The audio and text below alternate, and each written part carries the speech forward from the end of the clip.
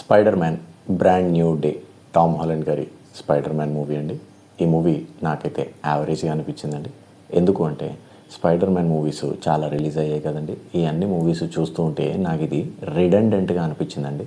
అంటే స్వింగింగ్ కానీ, కార్స్ నుంచి వారు స్పైడర్ మ్యాన్ పర్ఫామ్ చేసే స్టంట్స్ కానీ, విలన్స్ని ఎదుర్కొనే తీరు కానీ ఇదంతా నాకు రిడెండెంట్ అనిపించింది. అంటే స్పైడర్ మ్యాన్కి ఒక స్టైల్ ఉంటుంది కండి, ఆ స్టైల్ చూసి ఉన్నాను కాబట్టి నాకైతే ఈ మూవీ రిడెండెంట్గా అనిపించిందండి. అండ్ స్టోరీ విషయానికి వస్తే కూడా ఈ మూవీ స్పైడర్ మ్యాన్ మూవీలా కంటే కూడా కాస్త ఎక్స్మెన్ మూవీలాగా అనిపించిందండి. ఎందుకు అంటే దాని కారణం ఇందులో పోర్ట్రే చేయబడ్డ విలన్ వల్ల అండి. ఆ విలన్ బ్యాక్గ్రౌండ్ ఆర్ ఆ విలన్ సూపర్ పవర్ నాకు ఎక్స్మెన్ సిరీస్ ఆఫ్ మూవీస్ని గుర్తు తెచ్చిందండి.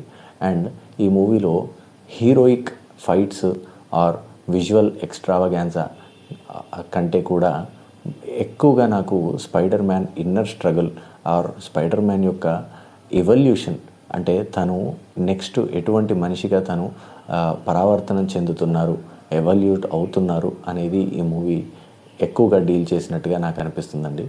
ఈ మూవీ బోరు కొట్టలేదు, అలా అని ఎక్సైటింగ్గా కూడా అనిపించలేదండి. ఇట్స్ ఒక టైం పాస్ వాచ్ లాగా, ఒక not so engaging but mildly moderately entertaining movie లాగా నాకైతే అనిపించిందండి. But if you are a Spider Man fan, మీరు మాత్రం ఈ మూవీని ఎంజాయ్ చేసే అవకాశాలు ఉన్నాయండి. రెగ్యులర్ స్పైడర్ మ్యాన్ మూవీస్లో కనిపించే హ్యూమర్ కానీ, విట్ కానీ, ఎమోషన్స్ కానీ, అండ్ దెన్ ఫైట్స్ కానీ, విలన్స్ని ఎదుర్కోవడం కానీ, ఆ సీక్వెన్సెస్ అన్నీ ఎప్పటిలాగే ఉన్నాయండి. సో మీరు ఎంజాయ్ చేస్తారని అనుకుంటున్నాను. For someone very fresh to spider Man movies, it might excite them అండి.